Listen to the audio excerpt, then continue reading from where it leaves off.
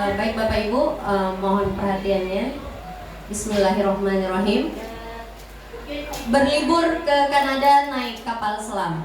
Nunggunya di pinggir dermaga. Ketika ada yang mengucap salam, harap dijawab dengan lantang dan bertenaga. Assalamualaikum warahmatullahi wabarakatuh. Waalaikumsalam warahmatullahi wabarakatuh. Alhamdulillah, puji syukur kehadirat Allah Subhanahu wa Ta'ala atas limpahan rahmat dan hidayahnya, sehingga pagi ini di hari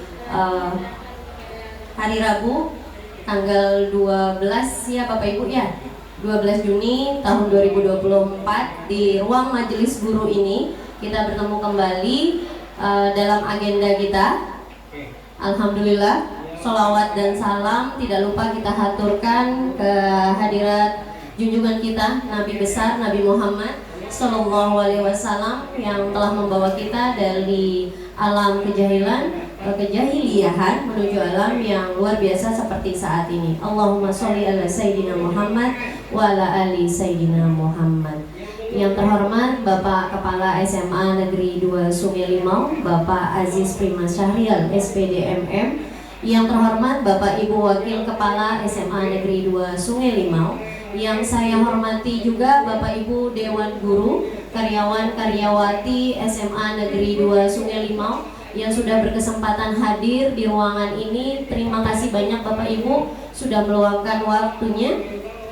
Perkenalkan terlebih dahulu sebelum saya memulai ini, dalam kesempatan ini seperti yang sudah disampaikan oleh Bu Elpinawati, kami meminta waktu Bapak Ibu dalam kegiatan, bisa dibilang ini kegiatan desiminasi, bisa dibilang ini kegiatan sosialisasi, kita belajar bersama.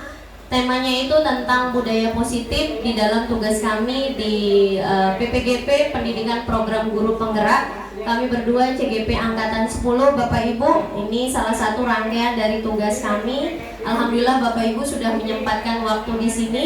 Tujuannya nanti sambil jalan kita sampaikan.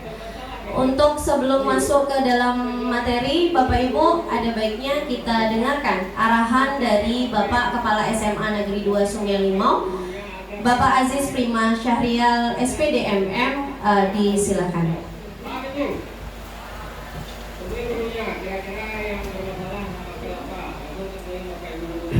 Bismillahirrahmanirrahim. Assalamualaikum warahmatullahi wabarakatuh. Waalaikumsalam warahmatullahi wabarakatuh. Alhamdulillah, salatu wassalamu ala asrafil anbiya wal mursalin wa ala alihi washabihi rasulillah ajma'in. Asyhadu an la ilaha illallah wahdahu la syarikalah wa asyhadu anna Muhammadan abduhu wa rasuluh la nabiyya ba'da ma ba'du. Pertama dan utama sekali, marilah senantiasa kita mengucapkan puji dan syukur atas kepada Allah Subhanahu wa Ta'ala atas limpahan nikmat, rahmat dan karunia-Nya, sehingga pada hari ini kita masih diberikan kesehatan, kesempatan dan kekuatan untuk dapat berkumpul di sekolah yang kita cintai ini. Dan tidak lupa salam kita kirimkan buat dari alam yang Nabi besar Muhammad Sallallahu Alaihi Wasallam. Baik Bapak Ibu, ya sama-sama kita hormati Bapak Ibu Wakil, Bapak Ibu Majelis Guru dan pegawai kantor. Ya, sengaja kita ambil waktunya untuk kegiatan briefing kita pada hari ini. Pertama kita selesai melaksanakan penilaian asesmen untuk kenaikan kelas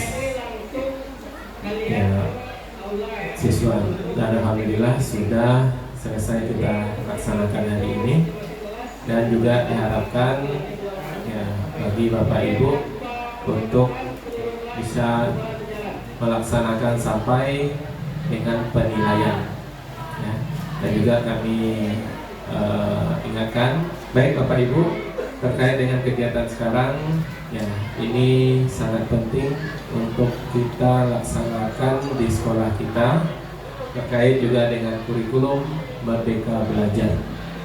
Salah satunya adalah bagaimana kita bisa mengembangkan disiplin positif yang ada di sekolah kita. Jadi untuk pengembangan disiplin atau budaya positif di sekolah kita harus melihat pengembangannya sesuai dengan kebutuhan sosial dan kebutuhan siswa. Budaya sekolah memiliki peran yang sangat penting dalam membentuk lingkungan belajar yang kondusif bagi pertumbuhan dan perkembangan siswa. Salah satu pendekatan yang semakin diperhatikan dalam pendidikan adalah penerapan budaya positif.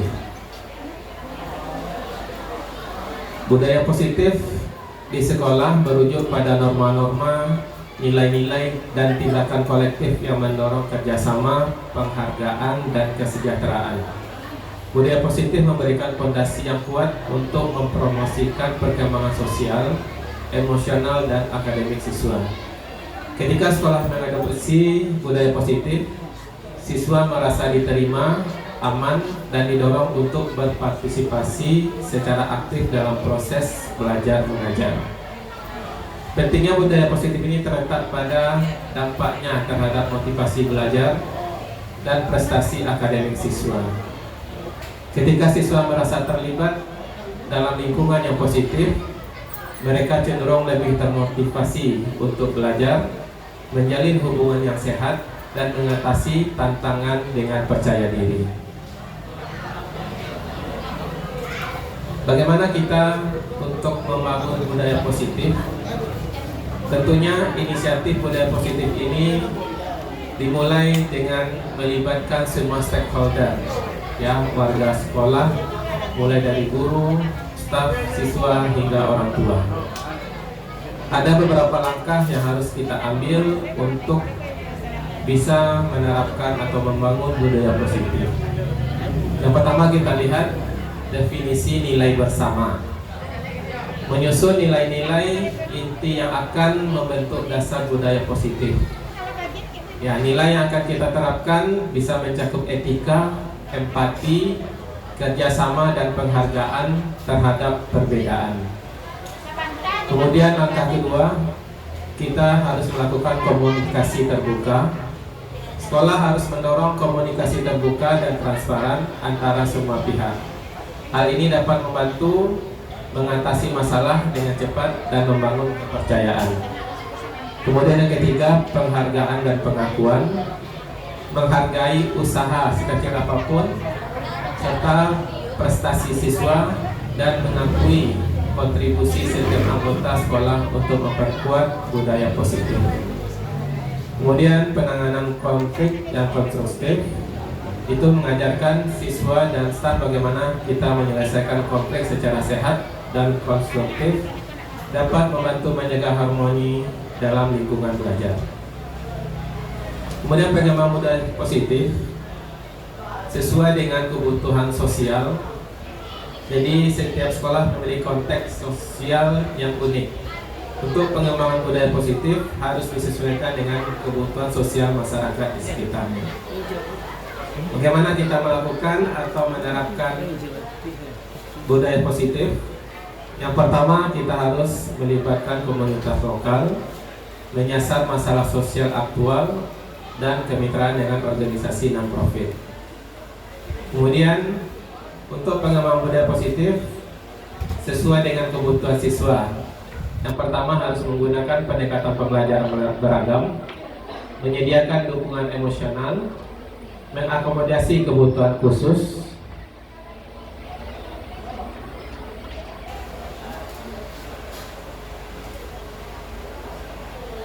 kemudian bagaimana kita mengukur keberhasilan ataupun kontinuitas keberlanjutan. Pengembangan budaya positif bukanlah tujuan akhir, melainkan proses yang terus berlanjut, Bapak Ibu. Jadi untuk mengukur keberhasilannya, sekolah dapat menggunakan indikator seperti tingkat kehadiran siswa, tingkat keterlibatan dalam kegiatan positif, serta hasil akademik. Kemudian kontinuitas budaya positif juga memerlukan komitmen yang kuat dari semua pihak terkait.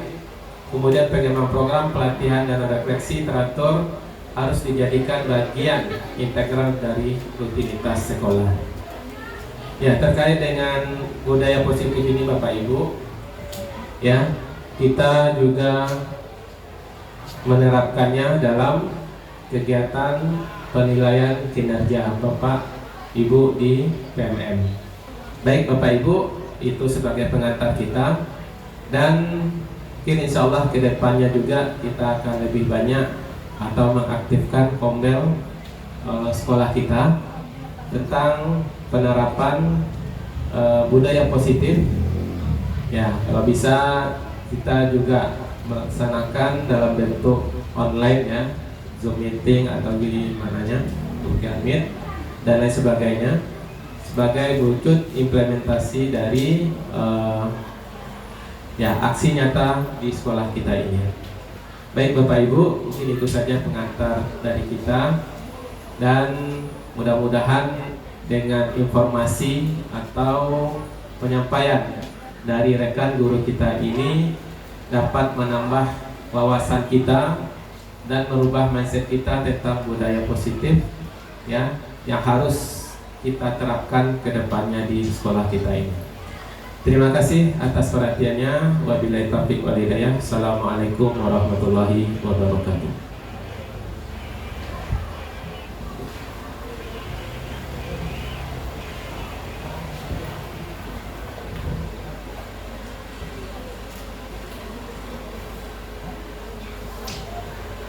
Baik, kami haturkan terima kasih untuk Bapak Kepala SMA Negeri 2 Sungai Limau yang sudah mengulas pentingnya budaya positif di sekolah kita. Terima kasih sekali lagi untuk Pak Aziz. Alhamdulillah Bapak Ibu, untuk lanjutan dari kegiatan ini saya akan memulai untuk masuk ke materi. Namun sebelumnya sistemnya ini untuk insya Allah 60 menit ke depan, tapi tadi sudah berlanjut beberapa menit. Nanti saya akan berkolaborasi dengan Bu Elpinawati memberikan materi tentang budaya positif di sini. Kita mulai saja ya Bu ya. Ini materi pertama, tapi sebelumnya izinkan saya Bapak Ibu membacakan sebuah ini ya. Sang Putra Yogyakarta. Saat itu di Yogyakarta tanggal 2 bulan Mei tahun 1889. Putra dari tanah Jogja yang dinamakan Suwardi Suryoningrat. Putra dari tanah Yogyakarta, penggagas Ing Madya Mangunkarso. Putra dari tanah Yogyakarta, penggerak Ing Ngarso Sung Tulodo. Putra dari tanah Yogyakarta, pencipta Tut Wuri Handayani. Putra dengan sapaan Ki Hajar Dewantara, sang putra Yogyakarta yang berharga jasa-jasanya. Bunga rampai terkenang untuk mengulung jasamu. Salam hormat untukmu, wahai pahlawan pendidikan. Jadi Bapak Ibu, ini materi kita, mohon maaf tertutup. Ini materi kita tadi pembukaan saja tentang Ki Hajar Dewantara, karena sebelum kita memulai apapun materi di modul kami, itu materi pertama, modul pertama itu pasti tentang pemikiran Ki Hajar Dewantara. Mungkin dari saya pribadi Bapak Ibu, Ki Hajar Dewantara ini ketika masih sebelum mau mengenyam sebagai guru ya di sini, saya tahu loh Pak Ki Hajar Dewantara ini ternyata memang pahlawan pendidikan. Tapi pernah tidak kita tahu pemikiran-pemikirannya? Apa yang dicetuskannya? Apa yang ditelurkannya? Kalau dulu kita taunya Tut Wuri Handayani cuma bertulis di dasi kita ya waktu sekolah kan, tanpa kita tahu ternyata itu yang bikin semboyannya adalah Ki Hajar Dewantara. Tapi setelah kita masuk di kurikulum Merdeka, setelah kita masuk, apalagi kami yang di PPGP, yang di Pendidikan Program Guru Penggerak ini, masuk di situ setelah kita ikut pelatihan di PMM Bapak Ibu, yang pertama kita lakukan pelatihan pasti ada kan tentang pemikiran Ki Hajar Dewantara. Baru kita mulai terbuka, oh ternyata KHD ini seperti ini ya. Itu yang mau saya istilahnya, ini seperti unek-unek saya. Ternyata dulu Ki Hajar Dewantara kita hanya taunya sebatas oh pahlawan, oke pahlawan. Oh bapak ini yang bepeci, itu saja yang kita tahu. Ternyata semua pemikirannya itu kita pakai di dalam dunia pendidikan. Iya kan Bapak Ibu kan? Iya, jadi Ki Hajar Dewantara ini menjelaskan di sini bahwa pendidikan adalah menuntun segala kodrat anak untuk dicapai, untuk memenuhi sebuah keselamatan. Dan yang ini agak bawahnya di sini Bapak Ibu, semboyan yang paling mengena di saya itu adalah ketika kita menggunakan pemikiran KHD ini adalah didiklah anakmu sesuai dengan kodrat alam dan kodrat zaman. Anak yang tinggal di pegunungan tentu beda dengan anak-anak kita yang tinggal di pesisir. Betul kan Bapak Ibu? Apalagi di pelajaran geografi ini sangat paham bagaimana tipe-tipe anak yang tinggal di pegunungan, anak yang tinggal di pesisir, anak yang tinggal di daerah pertengahan dan lain-lain, itu semuanya beda. Nah, dari Ki HD ini, maaf kalau saya singkat, Ki Hajar Dewantara ini, itu semuanya itu dipikirkan matang-matang.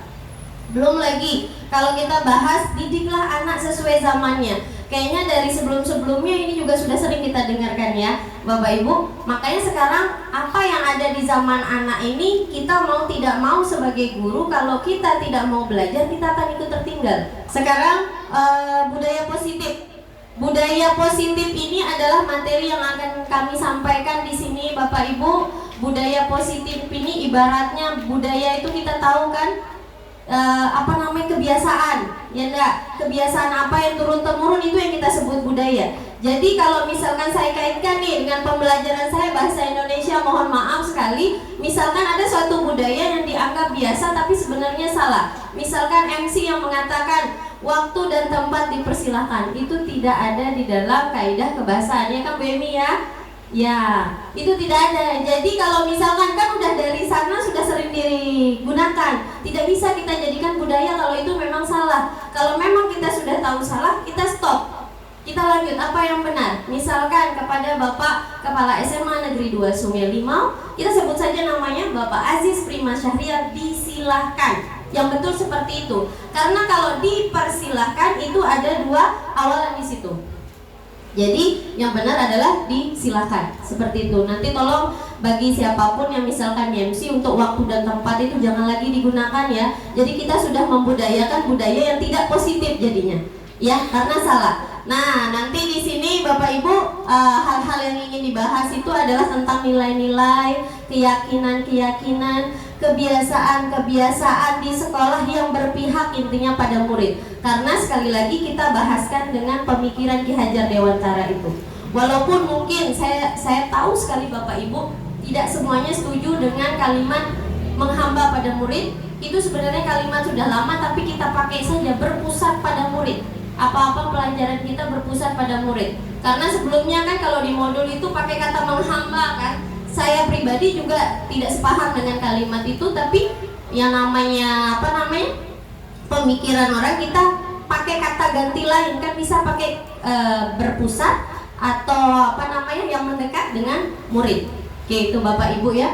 Ini budaya, kita bisa lakukan semua budaya itu dengan penuh tanggung jawab dan penuh hormat. Oke, ini kayaknya masih agak masih belum ini rasanya Bapak Ibu, karena selesai ngawas dan sebagainya. Boleh saya selingi sedikit ya Bu ya, izin ya.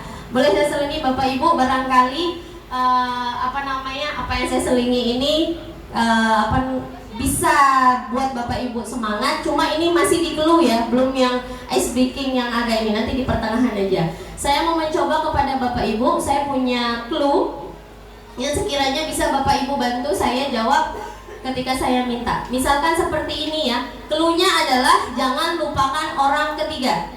Ingat ya, clue-nya jangan lupakan orang ketiga. Kalau saya bilang orang pertama adalah Bu Anizar, orang kedua adalah Pak Rosdi Hidayat, lalu orang ketiga siapa? Silahkan, ada yang bisa bantu? Siapa orang ketiganya? Salah. Ada lagi? Orang pertama Bu Anizar, orang kedua Pak Rosdi Hidayat, berarti orang ketiga siapa? Ingat clue-nya Bapak Ibu? Apa Pak? Lanjutin Pak. Orang ketiganya siapa Pak?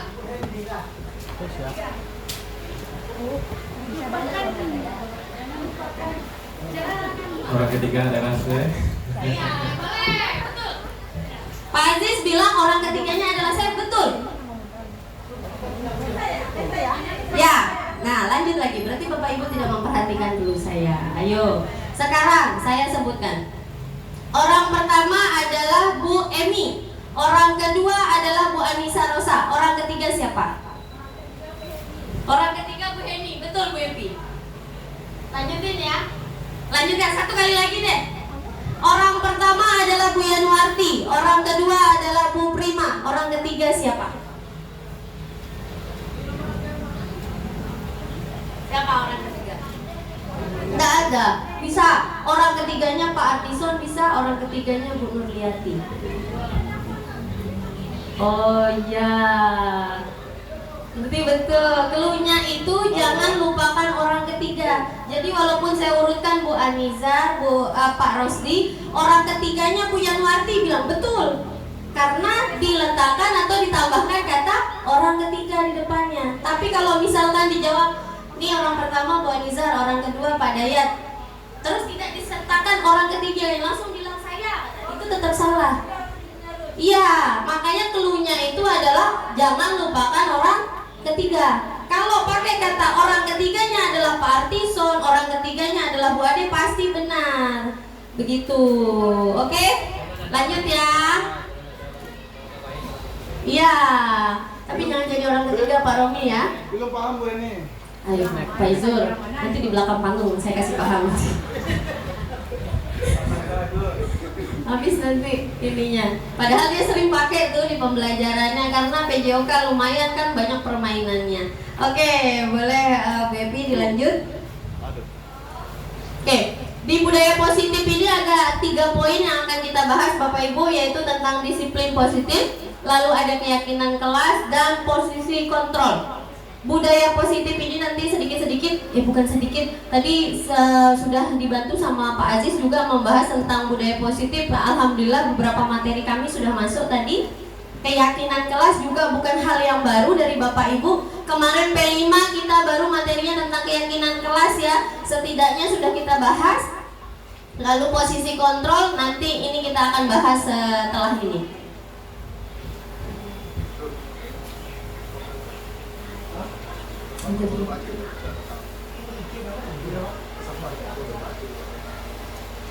Oke, disiplin positif Bapak Ibu.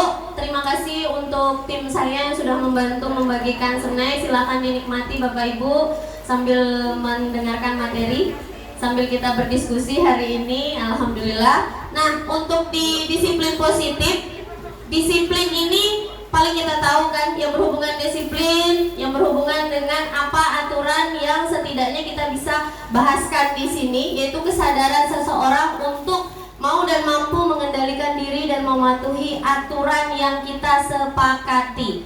Makanya nanti ini disiplin positif dengan keyakinan kelas, dengan posisi kontrol, semuanya itu bersatu padu, saling berkaitan. Makanya kalau kita bilang disiplin, ada kesadaran diri di sini.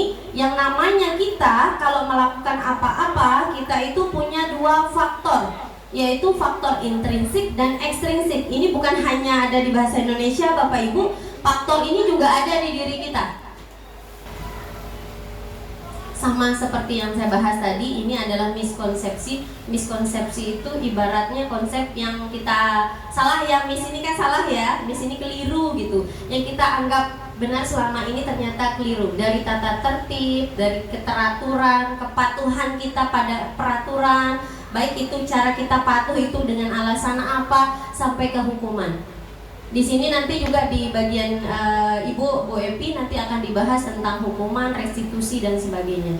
Jadi mungkin secara pelan-pelan kita kan Bapak Ibu kita mengurangi hukuman kepada siswa kan. Karena selama ini sudah tidak diperbolehkan kan, beberapa hukuman sudah tidak bisa budayakan lagi kita sedikit-sedikit. Kalau dulu masih SD masih sering kita ketemu ya, ketemu penggaris pukul gitu kan, kuku panjang dikit pukul, itu masih sering kan. Sekarang sudah pelan-pelan kita hindari, karena kita bahasnya itu lebih ke bagaimana kita sadar dan bisa kita sebagai guru mengelola lingkungan ini agar siswa anggap, oh iya ya, saya di sekolah saya pakai badge lambang SMA 2 Sungai Limau. Selama saya masih siswa SMA 2 Sungai Limau, kalau dibilang di sekolah tidak boleh pakai lipstik, ya tidak boleh.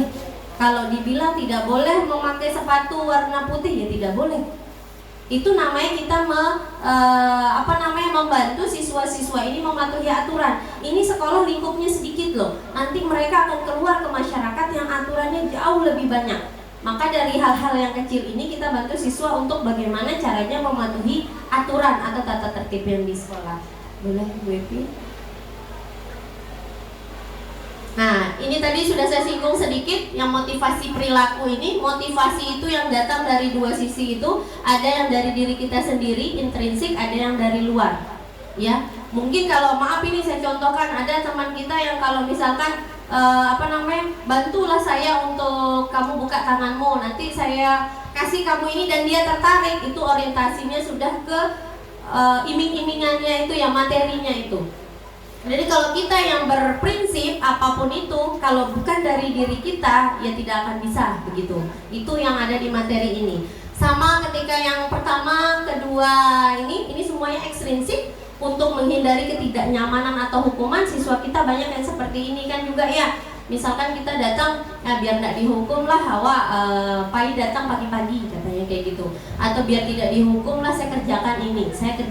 Jadi motivasinya melakukan itu adalah dari luar, dari ekstrinsik. Yang kedua juga untuk mendapatkan imbalan atau penghargaan dari orang lain. Banyak nih yang melakukan ini. Anak-anak kita kadang yang dia cari itu, sekarang kita sering kan ngasih imbalan atau apa, tapi yang dari kesadaran ini sangat sedikit kita lihat dari siswa. Yang terakhir ini mungkin bisa kita jadikan satu acuan motivasi perilaku yang datang dari dalam diri kita, yaitu untuk menjadi orang yang mereka inginkan. Itu maksudnya diri kita ya, atau siswa, dan menghargai diri sendiri dengan nilai-nilai yang kita percaya. Kita percaya kalau kita datang pagi, kita bisa lebih segar datang ke sekolah, tidak terburu-buru kalau terlambat kan, bisa lebih enak di kelas, bisa dapat sarapan dulu dan sebagainya. Itu yang namanya motivasi intrinsik begitu. Lagi Bu.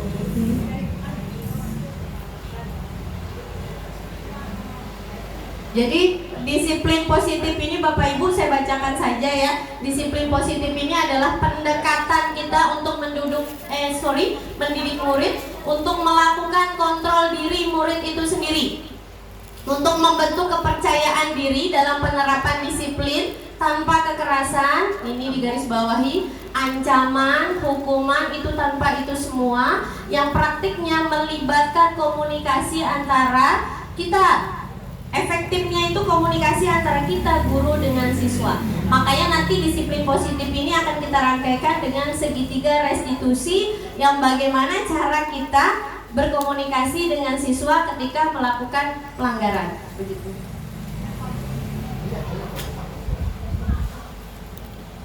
Nah, ini dia Bapak Ibu, tindakan terhadap suatu pelanggaran yang sudah pernah kita lakukan pasti hukuman, ya kan? Kalau siswa ini kita lakukan hukuman, saya tidak menutup mata Bapak Ibu, saya juga masih. Jadi hukuman ini di sini itu bersifat rencana, tidak tiba-tiba. Dia itu satu arah, karena kalau kita menghukum kan kita saja ya, siswa tinggal menerima hukuman. Jadi satu arah di situ. Lalu diberikan bisa berupa fisik atau psikis. Psikis ini yang paling bahaya kan ya. Kalaupun kita bahasanya bersifat fisik, tidak mungkin psikisnya juga tidak ikut kena di situ. Dan di sini rata-rata memang murid merasa disakiti. Yang kedua ada konsekuensi. Ini sudah direncanakan, sudah disepakati. Murid tetap dibuat tidak nyaman jadinya karena ada yang namanya konsekuensi dari kegiatan itu, dan diberikan berdasarkan suatu data yang umumnya dapat diukur. Nanti perbedaannya, kalau hukuman kan kita langsung aja ya. Kalau konsekuensi kita ada rencana atau konsekuen sebelumnya, ada kayak ini ya, kayak perhitungan dulu ya, kalau kamu lakukan ini nanti begini. Nah itu konsekuensi. Nanti restitusi ini di bawahnya lagi. Kalau restitusi ini Bapak Ibu, ini mungkin kata-kata baru di kita. Saya juga baru kenal segitiga restitusi ketika dapat modul kemarin. Segitiga restitusi ini kita menciptakan kondisi bagi peserta didik untuk memperbaiki kesalahan mereka, sehingga mereka bisa kembali sesuai kesadarannya itu dengan karakter yang lebih kuat dari biasanya. Bukan lebih kuatnya negatif di sini ya, kita berharapnya lebih kuat ke arah yang positif. Ada segitiga restitusi di sini. Ada yang pertama itu menanyakan identitas di sini ya. Yang masalah identitas, kita kan sering nih sebenarnya Bapak Ibu, mungkin istilahnya baru segitiga restitusi ini, tapi sebenarnya pernah loh kita lakukan. Kita kalau manggil siswa misalkan yang lama tidak masuk sekolah, kita panggil nih, kita sampai bilang, kamu kemana saja tidak sekolah? Benar kamu kemarin tidak masuk di pelajaran ibu ini? Benar nggak kemarin kamu cabut? Itu namanya kita menanyakan identitasnya. Benar nggak tidak dia melakukan itu? Ya kan? Sebenarnya secara tidak langsung sudah kita lakukan. Ya kan? Sudah kita lakukan loh kegiatan seperti ini. Baru di situ kita validasi tindakan yang salah. Validasi ya, bukan membenarkannya. Kita validasi, oh benar kamu melakukan ini ya, seperti itu. Dan sebenarnya rata-rata kita pernah juga melakukan itu. Makanya kita anggap di situ siswa bukan kamu saja yang melakukan itu, semuanya juga pernah melakukan, tapi mereka bisa bangun dari kesalahannya. Mereka bisa memperbaiki kesalahannya. Itu yang ada di tahapan kedua. Baru yang di ketiga ini tindakan kita, Bu Epi ya. Baru yang ketiga di tindakan itu sudah pernah kami cobakan kemarin sama beberapa siswa, dan alhamdulillah ya, sebenarnya intinya itu memang di kesadaran siswa. Tugas kita itu benar-benar memang menguatkan ke bagaimana siswa ini, oh saya terlambat, memang saya salah, tapi saya tidak salah sendiri juga, ada teman-teman yang lain. Nah, teman-teman lain yang salah itu dia bisa loh tidak terlambat lagi. Ya kan? Bagaimana caranya? Mungkin bagi siswa-siswa yang alasannya, maaf nih kayak anak saya remeh-temeh alasannya Bapak Ibu. Oke, sebagai pendidik nih Bapak Ibu, sekali lagi kita bahas, sebagai kita yang sebagai guru di sini, kita bertujuan seperti yang dibilang di slide ini, kita bertujuan untuk menciptakan anak didik kita yang sadar, anak-anak didik kita yang memiliki disiplin diri, sehingga mengacu pada nilai-nilai. Nanti di sini ada nilai-nilai kebajikan universal, itu ibaratnya itu nilai-nilai yang sebenarnya kita harapkan ada di dalam kehidupan kita atau ada di dalam pelaksanaan kita. Itu tujuan kita di sini untuk beberapa poin dalam pematerian tentang disiplin positif ini, Bapak Ibu.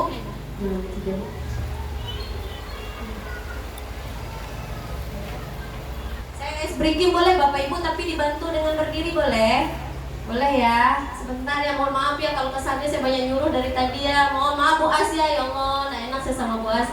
Maaf ya, boleh Bapak Ibu kita ice breaking sedikit. Ini ice breaking saya pernah dengar juga beberapa Bapak Ibu guru pakai, jadi kita pakai sebentar ini. Yang Marina menari di atas menara. Ya, pernah ya? Pernah, ini kalau bisa dia di depan nih Bu nih. Enggak akan. Padahal saya kasih banyak depannya. Oke Bapak Ibu, silakan. Ini keluhnya adalah Marina menari di atas menara. Kalau saya sebut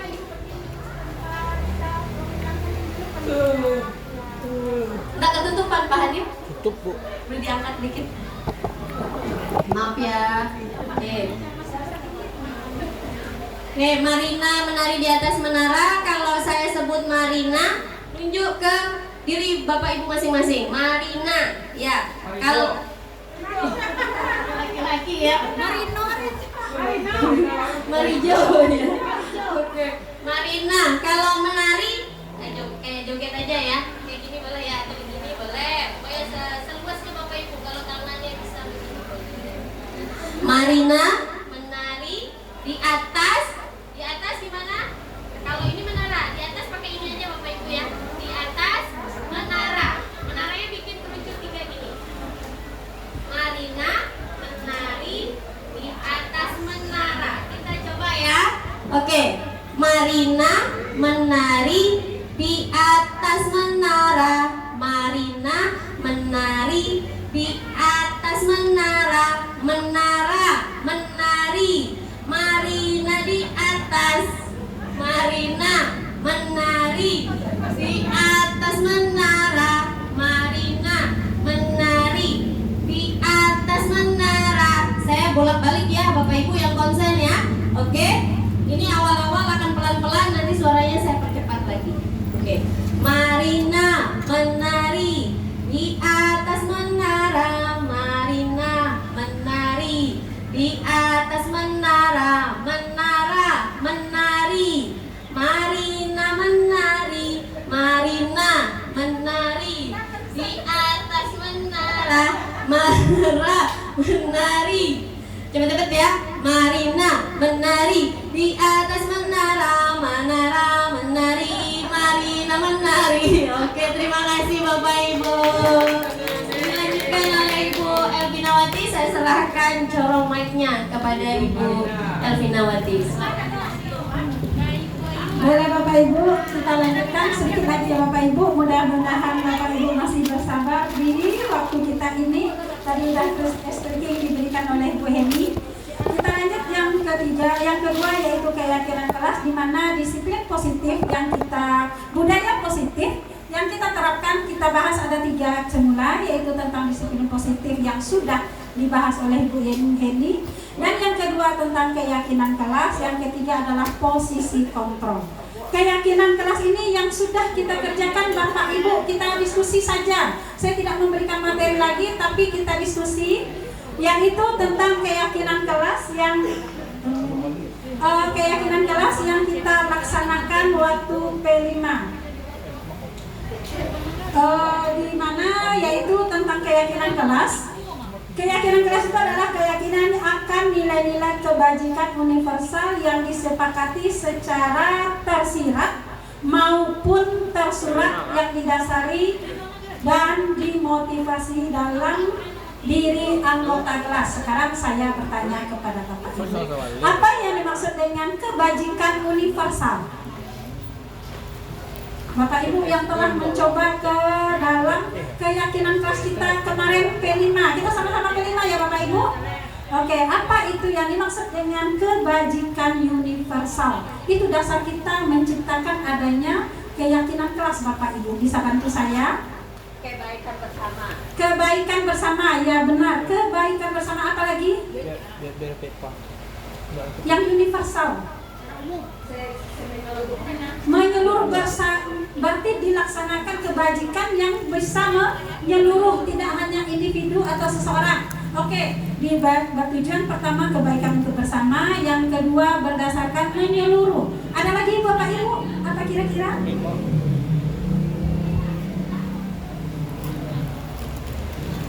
Universal, merata.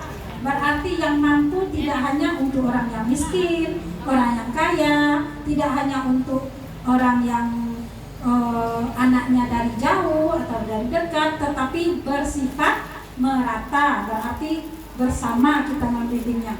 Bapak Ibu, untuk sesaat ini bisa nggak kita tinggalkan HP dulu? Ibu perhatikan dulu sebentar. Mungkin kerjaan dia banyak, tapi kalau Bapak Ibu supaya kita bisa diskusikan ini untuk kita Bapak Ibu, tidak hanya untuk saya, tetapi kita menciptakan, karena ini P5 kita mengulang tentang P5 kita yang sudah kita laksanakan. Jadi kita diskusi sifatnya, tidak memberikan materi, kita udah yang P5 ya kan Bapak Ibu. Oke. Lanjut, di mana yaitu dimotivasi dari dalam diri. Maksudnya bagaimana? Motivasi dari dalam diri siswa, itu dalam diri kita. Keyakinan ini Bu, tidak hanya yang namanya mungkin di situ tertulis kelas. Kita saja di dalam ini keyakinan kita, ada keyakinan untuk guru. Setiap ada pelaksanaan keyakinan ruangan, yaitu sesuatu yang kita sepakati. Jadi sebelum muncul keyakinan, pasti dulu sepakat dulu kita. Contoh, kita akan adakan pertemuan, kita ada IHT, itu yang selalu kita lupa, tapi sebenarnya kita sudah melaksanakan. Contoh, di saat IHT selalu dibilang harus sama pergi dan sama pulang, itu kan kesepakatan kita. Bagi yang terlambat cepat pulang tidak akan dapat sertifikat, itu dinamakan kesepakatan.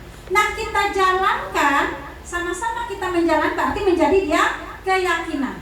Itu dasarnya Bapak Ibu.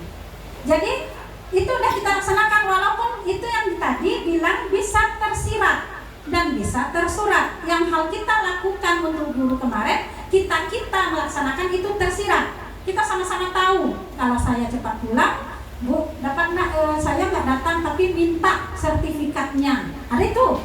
Kan nggak ada aturan, nggak ada yang tertulis. Tetapi kenapa? Kita sudah punya keyakinan, kita sudah punya kesepakatan. Saya nggak bisa mengeluarkan. Tidak bisa, karena sepakat kita yang dapat sertifikat adalah yang datang pagi sampai siang, sampai sore. Itu yang dapat sertifikat. Satu. Lalu kita sama-sama pagi. Contoh, kita sepakat pada hari Senin, Selasa kita pakai baju dinas. Nah itu kan udah, itu peraturan. Sebenarnya kita bisa jadi, kenapa banyak yang tidak baju dinas? Karena peraturan belum kita sepakati, belum kita yakin. Ada yang melanggar, ada karena itu dianggap peraturan. Selalu dengan moto, kalau peraturan itu untuk dilanggar, benar Bu ya. Jadi apa yang salah? Salah peraturan. Kita yang salah karena kita tidak menjadikan dia suatu keyakinan. Coba kalau kita jadikan itu ada sepakat dulu di sekolah kita. Kalau memang hari Senin Selasa kita pakai baju dinas, Rabu kita baju hitam putih, kita sepakat, kita yakini, pasti kita akan melaksanakannya. Tapi kenapa melanggar? Karena itu hanya berbentuk peraturan. Itu bedanya Bu. Beda antara yang tadi peraturan dengan keyakinan atau kesepakatan. Oke, next. Selanjutnya kita lihat ini tadi yang sudah kita bilang, keyakinan kelas PS peraturan. Ini kita ambil ruang lingkup kelas kita sebagai pendidik. Yang pertama, keyakinan kelas bersifat abstrak. Itu tadi kita telah tahu kalau misalnya kalau IHT kita bawa dari pagi sampai siang kita hadir, pasti dapat sertifikat. Abstrak ya, nggak nampak tapi nyata. Kalau dia tidak datang, pasti tidak dapat sertifikat. Nah itu berarti keyakinan kita, sama-sama yakin kita. Lalu kalau kita menjalankan disiplin, sama. Kalau saya terlambat, berarti saya sudah melanggar.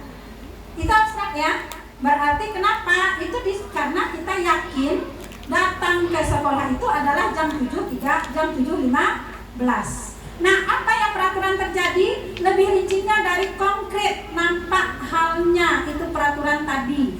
Di mana Senin Selasa baju dinas peraturan, kan nampak ya satu poinnya. Yang kedua, di sekolah kita SMA Negeri 2 Sungai masuk jam 7.15, itu peraturan. Tapi kalau dia keyakinan, berarti kalau kita datang terlambat, kalau datang lewat dari jam 7.15 kita terlambat, itu keyakinan kita. Tapi kalau dicatat di situ kehadiran jam 7.15 menjadi peraturan. Itu bedanya Bu antara peraturan dengan keyakinan. Keyakinan kelas berupa kenyataan universal yang tadi, menyeluruh. Contoh, siswa kita disuruh bersepatu hitam. Apa tujuannya?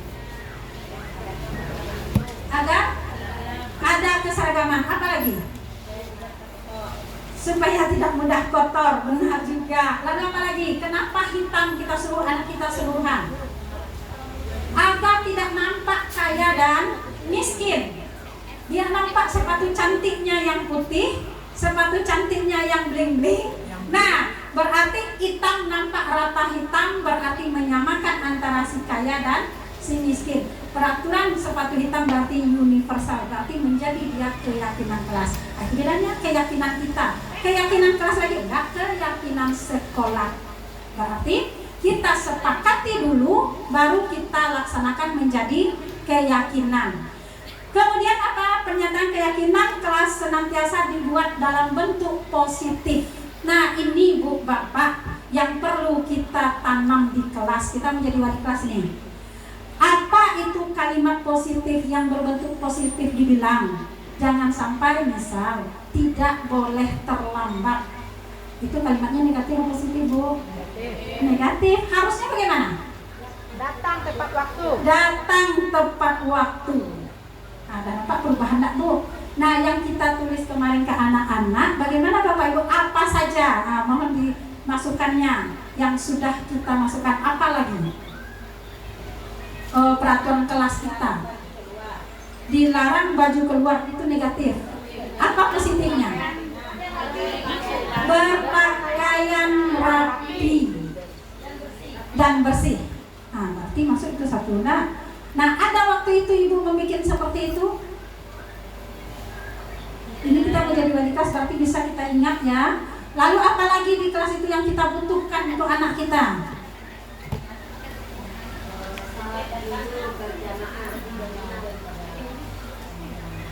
Piket datang lebih dahulu dari teman-teman. Apa yang lebih tepat tentang itu? Itu negatif nggak? Apa yang lebih tepat?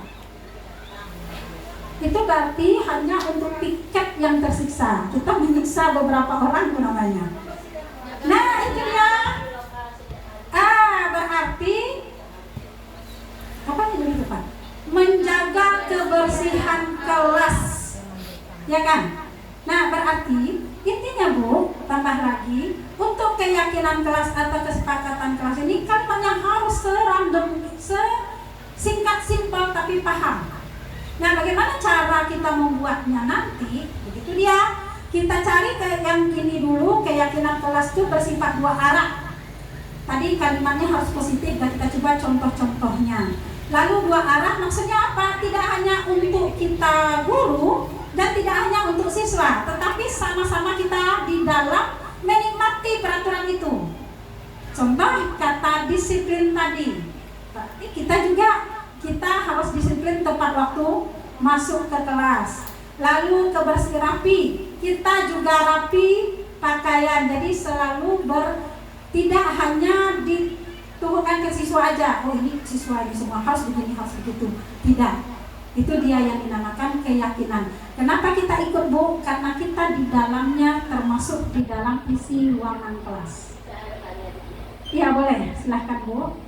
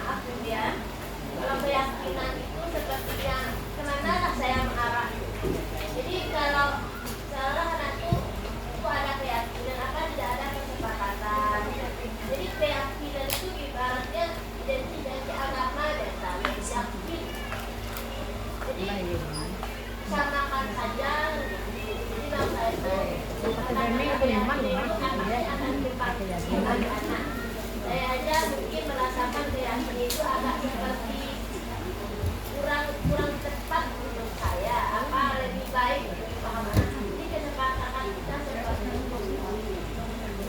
Dia begini Bu, ya sampai ya Bu. Nah itu tadi yang saya bilang. Sebenarnya begini Bu, awal kita masuk pasti yang ada peraturan. Jadi setelah peraturan kita sampai di kelas, kita mengatakan anak menjadi suatu kesepakatan. Sepakat dulu menentukan peraturan tadi. Peraturan tadi masuk enggak ke kita? Umpama pasti tiap sekolah punya peraturan. Jadi di sekolah itu sama dengan kita pegawai negeri, kita PNS punya peraturan dari dinas. Itu peraturannya ba'alai, kan banyak peraturan datang peraturan. Lalu di dalam sekolah, kepala sekolah kita akan menjadikan suatu kesepakatan. Setelah kita sepakat dan akan dilaksanakan, baru berubah dia menjadi keyakinan. Itu juga Bu. Cuma menjadi dia kalimat-kalimat yang simpel, yang mudah dihafal siswa. Umpama kita kan sekarang ditradisikan yang nama kurikulum merdeka untuk menjaga keamanan siswa. Kita selalu berada berpihak kepada siswa. Nah, karena ceritanya berpihak kepada siswa inilah kesepakatan itu kita buat. Kalau dulu nggak ada istilah berpihak kepada siswa, dulu kita masuk hanya mengejar materi, kurikulum, selesai. Kita nggak tahu anak itu siapkah menerima pelajaran kita, apakah dia ada terjadi kemarin-kemarin kejadian, apakah dia suka dengan pelajaran kita, nggak peduli, yang penting kurikulumnya begini. Kalau sekarang tidak, karena dinamakan yang berpihak kepada siswa itu tadi, kita awal masuk itu memang wajib, kayaknya memang kita butuhkan Bu, kita sepakat dulu isi kelas. Setelah kita sepakat, banyak-banyak ide dari murid. Kenapa yang dibilang dua arah? Tidak hanya dari kita kesepakatan itu. Peraturan hanya dari searah, datang dari atas sekolah ke murid. Murid belum tahu bisa menerimanya. Misal yang tadi peraturan Bu Emi dari kelas 10 itu, yang pertama datang tepat waktu, yang kedua harus pakai hitam, yang ketiga pakai rapi, rambut harus rapi, tidak boleh panjang. Kan banyak peraturan kita. Nah, peraturan yang dari Bu Emi yang sampai 20 itu, yang selalu dibilang ke anak sampai tangan, di kelas kita ramu itu Bu. Kita idekan ke anak, sekarang kita buat sepakat. Apa yang sepakat itu, yang sistem kesepakatan kelas itu sebenarnya. Kita sepakat dulu, yang pertama tentang disiplin kiro-kiro bakal menurut kalian. Anak itu akan punya ide, Bu. Saya punya ide dia misalnya jauh. Bu, kalau ambo yo permisi minta izin ambo 5 menit lebih talambe. Contohnya seperti kejadian bulan Bu memang minta izin talambe disuruh pembuaan. Nah, kan ada minta izinnya seperti Meli jauh Bu. Umpama yang kita menjalan kejadian pembuaan yang 3 bulan belakang Meli membana-bana, memang Meli terlambat datang. Tapi tahun ajaran baru sip Meli akan disiplin. Kan itu Meli ini ceritanya. Nah, itu kesepakatan. Saya akan berkata kepada Meli, dua arah dengan saya. Saya akan bilang, apakah betul Meli akan disiplin untuk yang tahun ajaran baru? Apa yang terjadi pada Meli? Meli akan berkata, karena waktu 3 bulan ini Meli sebenarnya jauh. Meli begini, kejadian keluarga Meli begini. Kalau kita bisa tolerir, kita sepakat, dijalani menjadi keyakinan pada Meli. Itu Bu sebenarnya. Jadi cuma bahasa saja. Nah, kalau Meli sudah menjalankan dengan saya yakin Meli tidak akan terlambat karena dia sudah janji. Tapi kalau Meli masih menganggap itu adalah peraturan, berarti Meli akan melanggar. Saya akan bisa memanggil dia, Meli, kemarin kita sudah sepakat. Kenapa kesepakatan Meli? Itu baru masuk kita ke berikut, yaitu tentang posisi kontrol. Jadi setelah kita sepakat tadi Bu di kelas, jadi namanya istilah keyakinan ini adalah hal-hal yang disepakati di dalam kelas, itu bahasa kita sebenarnya. Ya, dan tidak akan menghilang. Bisa kesepakatan ini berubah, bisa kalau kita sepakati lagi. Misalnya bahasa Indonesia, kayak saya fisika lah. Kita belajar dalam fisika harus membawa mistar, harus membawa alat tulis lengkap, pensil segala macam. Jadi rupanya di pelajaran berikutnya saya harus ke labor. Di peraturan kelas tidak ada keyakinan kita. Bisa ditambah, bisa. Kita sepakati lagi, ternyata ada. Kalau masuk labor 5 menit sebelum mulai sudah bergerak ke labor. Tambah seperti itu. Nah, jadi suatu keyakinan itu bisa muncul jika sudah ada kesepakatan. Kalau ada kata kesepakatan berarti tidak berat antara kita. Baik, saya mau murid ataupun guru. Misalnya saya ini, oke.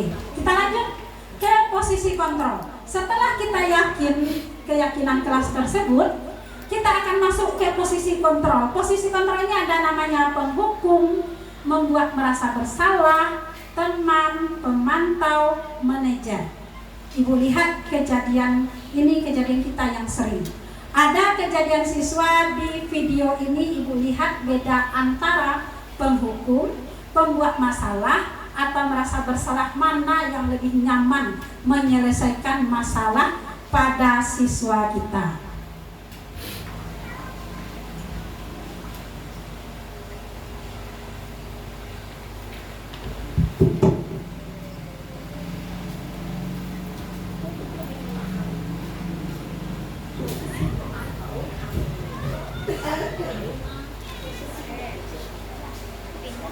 Yang buat suaranya nih bisa ke Bluetooth ini nih. Coba Bluetooth.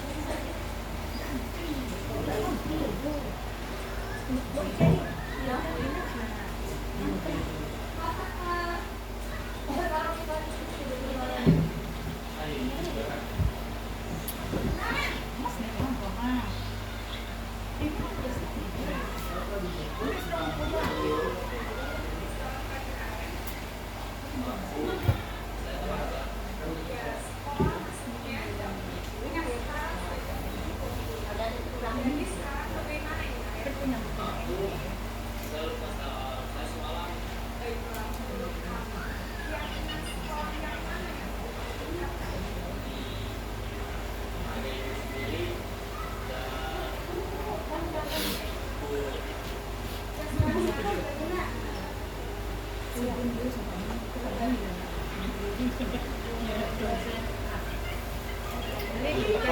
bila anak akalnya turun mas.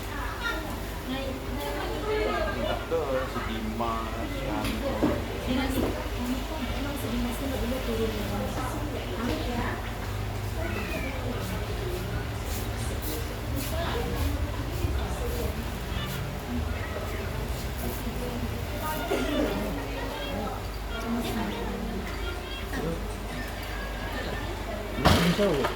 Ibu ada. Tahu? Ya 6. 7 Farel. Baca gue.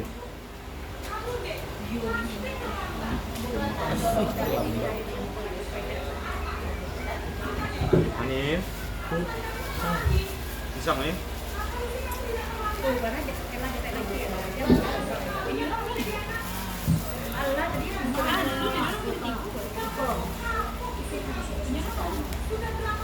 Nah, kenapa ya Bu? Ini posisi menghukum, belum lagi anak berkomentar. Kenapa terlambat diputuskan? Belum lagi jawab, gurunya melekat lagi. Ini kan munafik ya, kita juga sering nih ya Bu. Nah.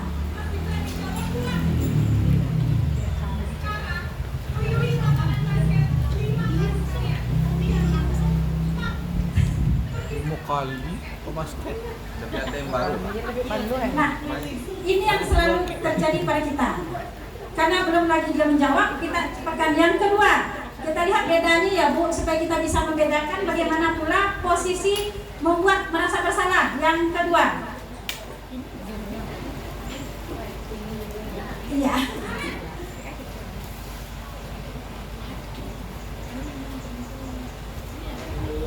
Bapak tuh ada yang makan.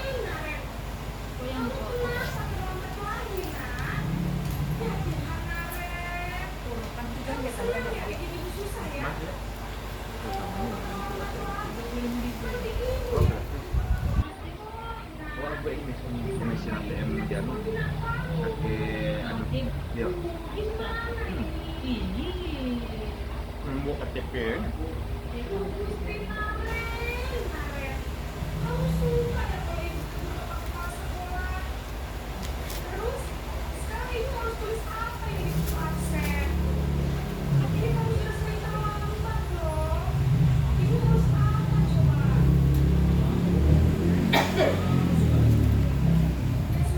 Kita bisa lihat beda reaksi siswa kita ya Bu. Yang pertama tadi bagaimana, yang kedua seperti ini. iya kok nak 5.000 dia bayar admin 10.000. Dua hal cara menyelesaikan masalah siswa. Kita bisa bandingkan nanti mana yang lebih nyaman. Kemudian yang ketiga. Yang ketiga kita akan melihat pada posisi potong 10.000. berikut. Kita lihat berteman, posisi teman. Bagaimana pula dia ceritanya tadi hukum ke-20. Sekarang menghukum yang berteman.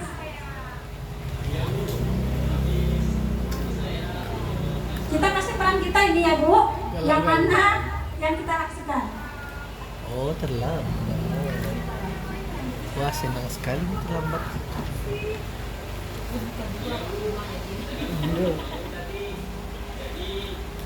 Sekolah awak buat web desa awak di ada. Ikut kalau dia.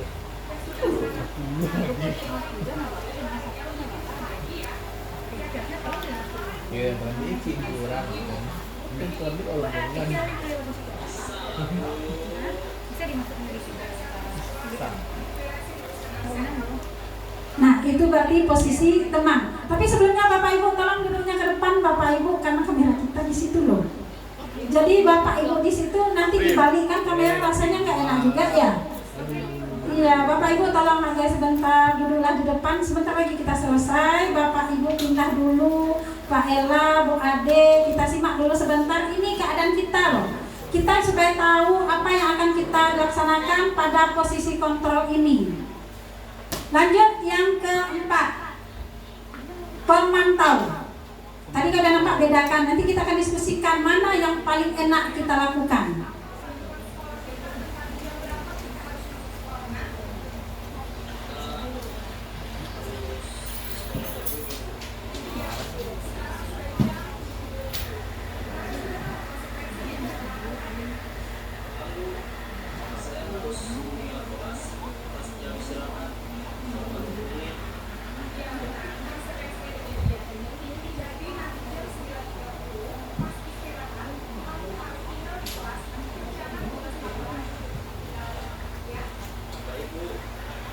Nah, otomatis dia akan ingat dengan keyakinan kerasnya sendiri. Kenapa dia tahu hukumannya dia terlambat? Karena dia konsekuensinya, saya tahu bu hukuman saya ini. Dari mana? Dari keyakinan keras tadi. Jadi tanpa kita bilang dia udah tahu. Itu yang posisi pemantau. Sekarang yang posisi terakhir, manajer. Kita lihat.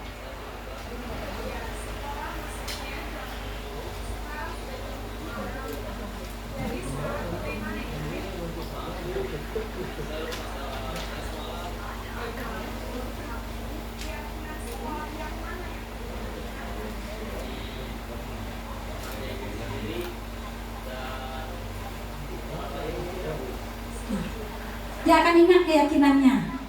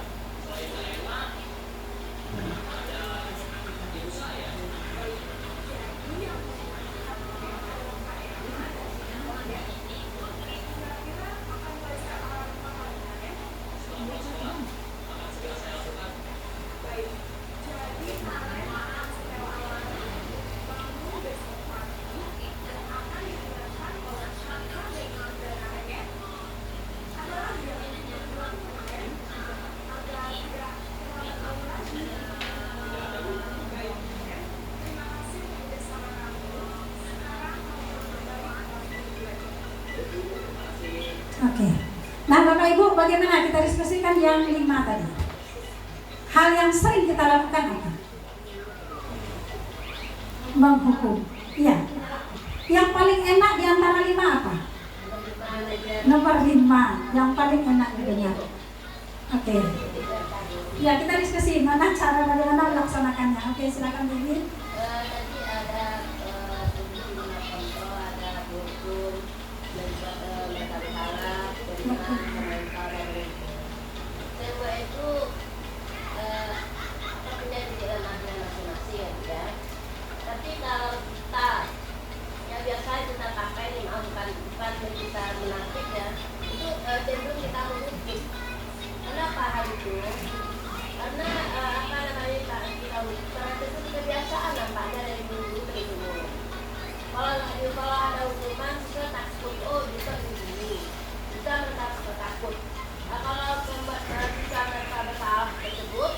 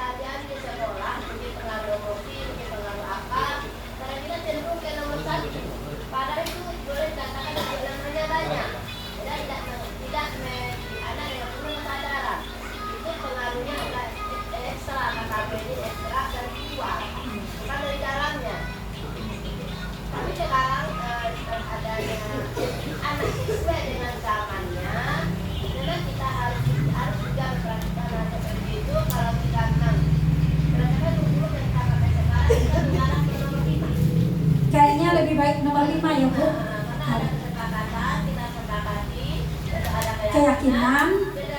Jadi kita sebagai manajer saja. Iya, kita akan berusaha sebagai manajer saja. Nah, di sini memang Bu punya kelemahan. Iya, kita punya kelemahan masing-masing. Seperti menghukum. Kalau menghukum, sifatnya memang dia akan cepat berubah, tapi sifatnya hanya instan. Sebentar. Setelah dia berulang lagi. Kenapa kesalahan siswa kita sering berulang-ulang? Karena kita hanya memberikan hukuman. Istilahnya hilang sakit, lupa kesalahan. Jadi kita berusaha sekarang berupaya dari yang bawah itu kita mulai bertahap. Kalau misalnya yang kedua membuat merasa bersalah yang tadi dibilang Bu Emi, memang iya merasa bersalah, dia sebentar merasa bersalah tapi dia lupa kesepakatan itu apa. Jadi yang paling bagus memang kita berlaku sebagai manajer. Di kelas kita selaku manajer berarti membiarkan dia beralasan, membiarkan dia, cuma kita kan sudah dari awal tadi kita buat dulu kesepakatan tadi, lalu jadi keyakinan, jadi kita tinggal dia akan ingat, ya saya yakin kemarin saya berkeyakin kejadian seperti yang saya ceritakan, kita guru kepada Bu Meli tadi, saya sudah yakin saja keyakinan kita, oke nggak apa-apa, kita yakin saja berarti Bu Meli kan sudah saya tinggal panggil saja. Bu Meli kan kemarin kenapa terlambat lagi? Kan tinggal gitu. Paling Bu Meli dengan alasan begini. Jadi bagaimana? Ya saya memang sudah berjanji dan berusaha. Kan seperti itu ya. Itu contohnya. Berarti bagaimana Bapak Ibu? Udah bisa kira-kira kita berupaya menerapkan? Mungkin kan tidak. Mungkin semua itu tidak instan. Tetapi kita akan berusaha menghindari hukuman. Kita coba sekolah kita adalah sekolah yang ramah anak, sekolah yang berpihak kepada murid, di mana segala sesuatu yang kita lakukan memang dasar dari dianya. Jadi awal nanti Bu Emi juga kita akan minta mohon nanti peraturan Bu Emi itu kita jadikan kesepakatan dulu di kita guru-guru, nanti di rapat kita coba kesepakatan dulu. Sudah sepakat kita, nanti di kelas Bapak Ibu jadikan dia suatu kesepakatan kelas dan menjadi terlaksana nanti di Juli menjadi suatu keyakinan kelas. Bagus pakai mic Ibu biar dengar juga suara Ibu. Iya. Ini saya tertarik juga ini karena mungkin langsung berkecimpung di sini nampaknya. Jadi kalau kita lihat Bapak Ibu 5 posisi kontrol, ini cenderung kita biasanya perlakukan anak ini memang semuanya ada kita perlakukan. Manajer ada. Tapi yang manajer ini itu di saat pikiran kita lagi tenang, lagi oke, lagi bagus keadaan posisi kita. Tapi kalau kita lagi tidak senang, tidak ada, cepat tanggapnya. Kamu salah bawa ini, kamu salah keluar. Karena mungkin di sifat itu saat itu pikiran kita lagi gak tenang. Sebenarnya kita tahu, tapi kondisi kejiwaan kita. Jadi dalam posisi yang kelima ini itu semuanya sangat tergantung kepada keadaan kondisi kejiwaan kita. Jadi seorang guru kita juga harus menyadari tujuan kita di sini adalah mendidik, mengarahkan, mengajar. Kita ini berpihak kepada anak, bahwa anak itu kita sadari sesadar-sadarnya bahwa anak itu kompleks berdasarkan lingkungan yang berbeda-beda. Kalau kita menyadari hal seperti itu dan niat kita adalah mendidik anak, mengantar anak, meninggikan jati dirinya, insya Allah bisa yang nomor 5 ini. Tapi kalau kita seorang guru ingin cepat selesai, ingin cepat tuntas saja, menyamakan anak, tidak berpihak ke anak, istilah menghamba. Saya jujur saya katakan secara pribadi, saya kalau menghamba ke anak itu saya setuju saja. Kenapa? Anak itu unik. Anak itu beragam. Anak kita saja 2 nggak bisa kita perlakukan bersama. Bukan menghamba, bukan kita mengeluh, bukan kita menghamba itu kita minta kepada, tidak. Memandang anak itu pada posisinya masing-masing, pada bakatnya masing-masing. Siapa anak itu? Jadi kita harus tahu anak itu masing-masing. Jadi seorang guru juga harus dibekali seperti itu Bu Epi. Bukan anak saja, bukan ilmunya saja. Jadi seorang guru tersebut betul-betul dia tahu bahasa ini guru. Guru, posisi saya guru, tugas saya adalah mengantarkan anak sukses, mencari jati dirinya, menjadi anak yang beriman dan bertakwa, serta anak bahagia dengan pilihannya.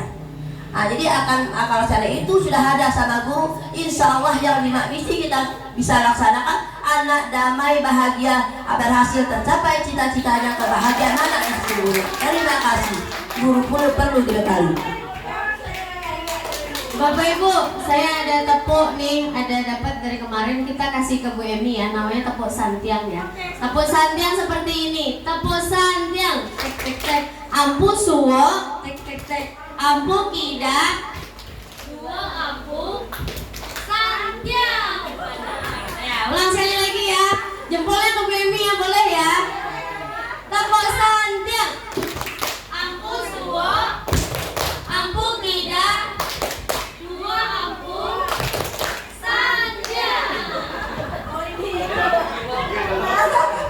Oke, benar sekali Bapak Ibu. Jadi dasarnya tadi kembali kita ke filosofi Ki Hajar Dewantara tadi, bahwa kita ini adalah seorang petani yang datang ke lahan kita. Jadi siswa-siswi kita ini adalah lahan kita yang kita tanam, yang kita pupuk, kita beri siram selalu, yang cabenya bermacam-macam, pedas pasti. Yang nanti tumbuhnya kita tanam ada seling lagi kacang panjangnya, kita tanam lagi mungkin ini di pagar, kita tanam lagi nanti untuk pagarnya menjadi dia jagung, kemudian kita jadikan dia ada kopi. Dan jangan sekali-sekali Ibu berharap, bermimpi kalau dapat bibitnya jagung akan menjadi padi. Nggak akan. Padi akan tetap padi, Bu. Jagung akan tetap jagung. Cuma tugas kita sekarang bagaimana jagung itu subur dan tongkolnya besar-besar berisi. Bagaimana padi itu berisi. Jadi kalau lahan kita sekarang kita dapat hanya kacang buncis, jangan berharap melambai-lambai jadi kacang panjang. Kalau sekolah kita ini kita jadikan ladang, kalau kita tanam jagung, pupuknya jagung juga, jalannya seperti jagung. Iya, benar. Kalau padi kita pupuk padi. Padi, Kalau jadi padi juga kita tahu. Nah, kalau seandainya kita kita simik lah, biar semangat baby. Kenapa? Karena saya tertarik dengan hal seperti ini. Kenapa? Gini Bu, kalau masalah dengan anak mungkin langsung saya semangat. Kenapa? Karena kami secara pribadi ya, saya tuh memang tertarik apalagi anak yang nakal. Kenapa anak ini nakal? Ada apa? Kan gitu. Nah gini Bu, kalau memang itu saya juga bangga dengan adanya solusi apa seperti ini. Ibarat ini sudah baru, ibarat sekolah ini ladang. Kalau kita jagung itu beda juga Bu. Jagung ayam dengan jagung manis itu berbeda juga panennya. Perawatnya juga beda. Kita tanam jagung, kapan kita pupuk, jagung manis kapan kita panen. Kalau namanya jagung manis Bu, panen tuh 2 bulan, 70 hari lah panen. Kalau jagung ayam itu sampai bulan baru panen. Beda, jagung saja bisa beda. Jadi jangan samakan jagung itu Bu. Satu lagi, setelah itu padi. Kalau dia padi, kita pupuk padi. Padi itu butuh air. Kapan padi itu kita keringkan? Kalau tanam lado itu adalah maju Bu. Kapan dia siram? Jangan kalau tanam lado Bapak Ibu, tua masukan aja karena mati lado tadi Bu. Itu contohnya. Jadi lado yang tanam cabai yang kita tanam itu dia nggak butuh air, dia butuh kering. Tadi yang kita tanam dia butuh air. Beko Bu, mau tanam lado masukkan aja. Alah Bu, lado tadi. Mau tanam padi lah kalian alah mati padi tadi. Begitulah kira-kira. Terima kasih Bepi atas semuanya. Alhamdulillah semoga kami jadi guru hebat nantinya. Alhamdulillah. Berarti benar yang dibilang Bepi tadi. Di situ lagi kita kembali ke filosofi tadi. Apa itu? Marilah kita didik atau kita tuntun siswa kita sesuai dengan kodrat alam dan kodrat zamannya.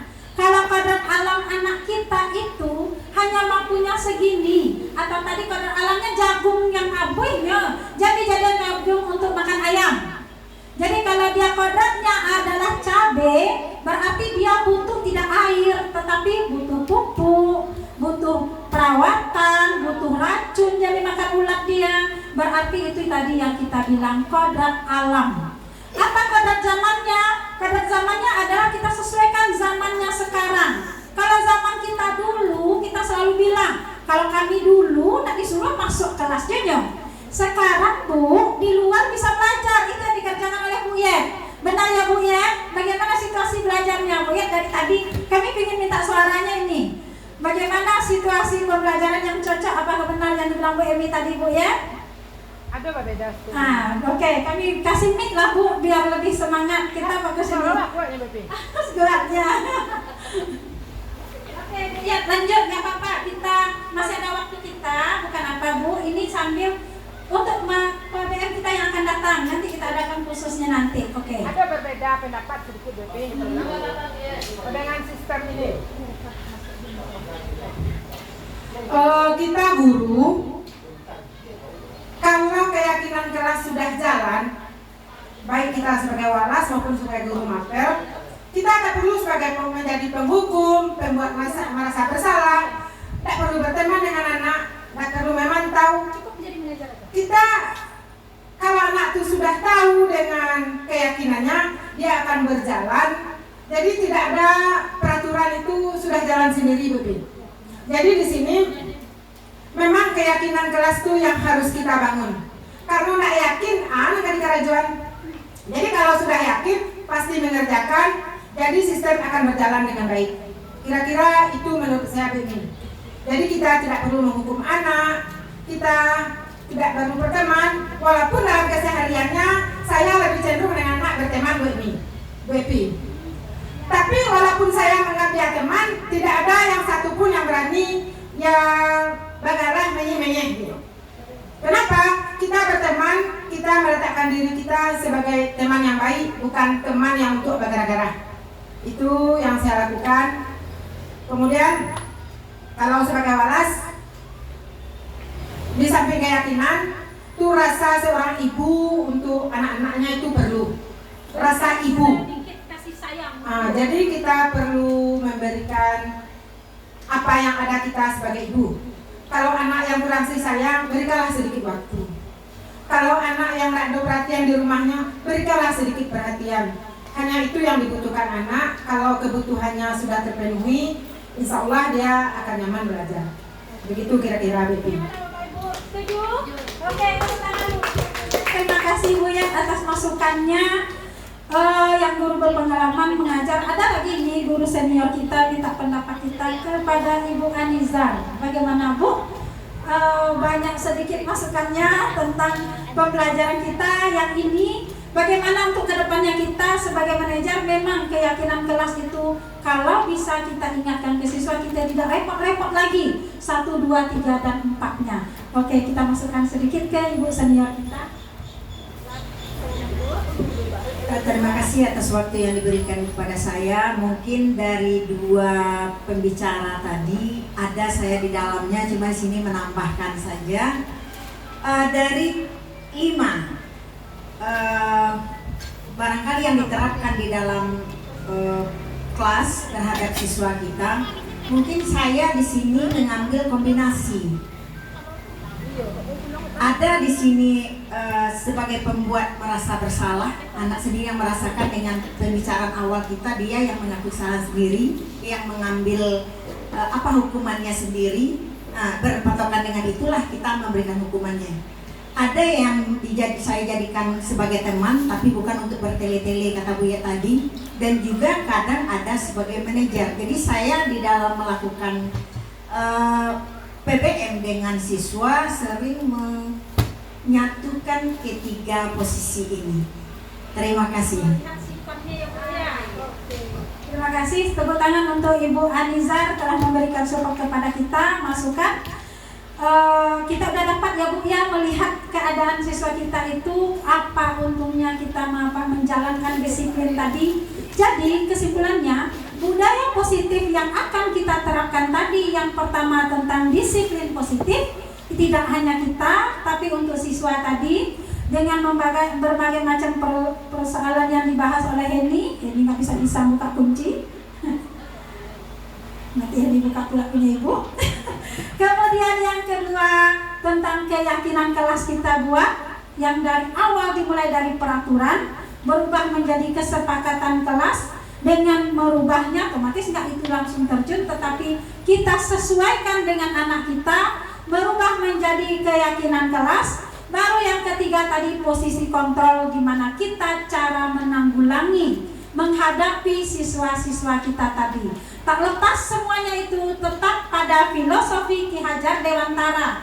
Jadi kita apa guna pendidikan dilambangkan dengan Tut Wuri Handayani. Berarti itu kesimpulannya. Di mana pelaksanaan yang kita laksanakan ini tidak lepas dari filosofi Ki Hajar Dewantara. Di mana di situ kita menuntun, tidak mendorong ataupun mengatakannya, tetapi menuntun, membimbing, lalu membiarkan anak kita selalu mengajarkan anak kita sesuai dengan kodrat alam dan kodrat zamannya. Itu yang perlu kita tanamkan, Bapak Ibu.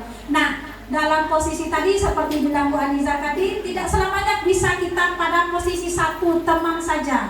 Ada kalanya kita harus bersifat sebagai merasa bersalah. Bisanya kita kadang bersifat manajer. Nah, yang memang idealnya manajer itu seperti bilang Bu Emi, anak ini bermacam-macam, sebelum Bu ya tadi, bermacam-macam kondisi anak. Jadi, apa tugas kita sebagai guru? Mengkondisikan hal yang sedemikian.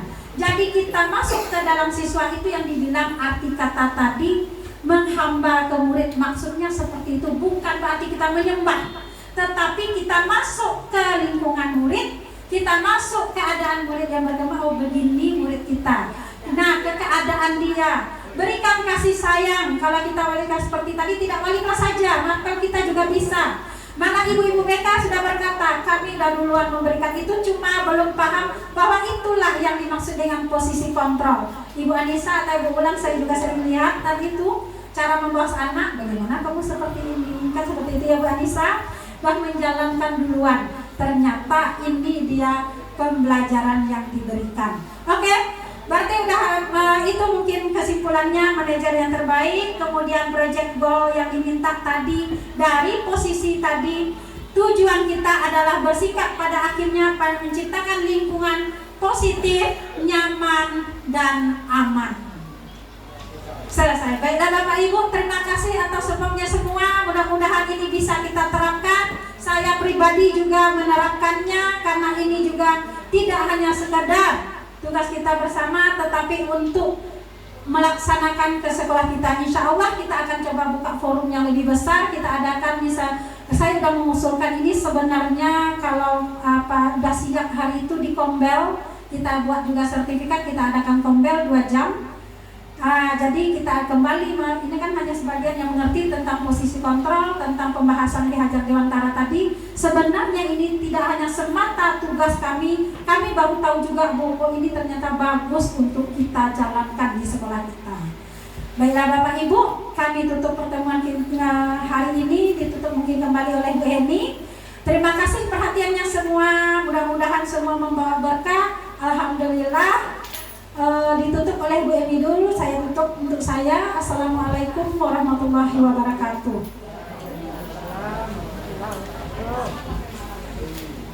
Oke, baik Bapak Ibu, tadi juga sudah ditutup oleh Bu Elvinawati. Saya pribadi dan kami berdua ingin mengucapkan banyak sekali terima kasih atas kerjasama dan keluangan waktu Bapak Ibu sudah mau datang ke kegiatan kami di sini. Insya Allah semoga apapun yang kita lakukan hari ini memberikan banyak berkah, banyak pelajaran, baik untuk kami, untuk kita semua intinya. Oke Bapak Ibu, tadi tidak persiapkan pantun untuk di ujung ya. Pantun akhir aja, ambil cucian di rumah Desi. Cukup sekian dan terima kasih. Assalamualaikum warahmatullahi wabarakatuh.